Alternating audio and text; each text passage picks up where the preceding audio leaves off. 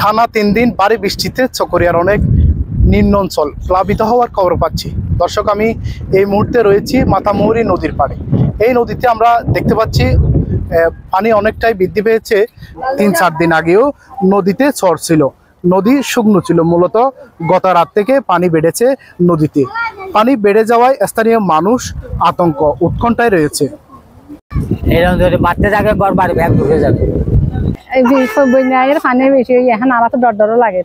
এতে অন্য নদীতে পানিতে সরত লেভেল থাকিতে খালি এত পানি এ বাজার হটা 2টা বাজে পানি আজ পর্যন্ত না কমে।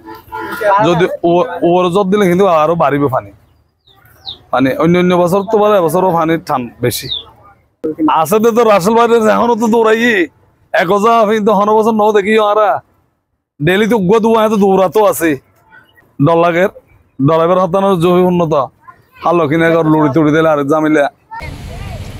আবহাওয়া অধিদপ্তর জানিয়েছে আজ সোমবারে বৃষ্টি আরও বাড়তে পারে।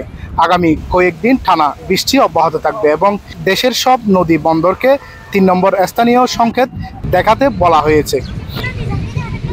এদিকে চলমান ভারী বর্ষণ অব্যাহত থাকলে পাহাড় ধসের আশঙ্কাও রয়েছে।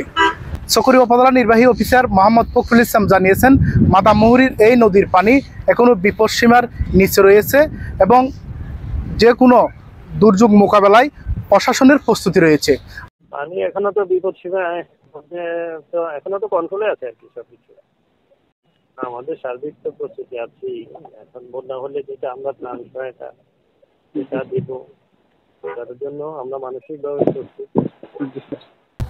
চকরিয়ার মাতামুহুরী নদী থেকে সাইফুল ইসলাম সাহেব, TTN।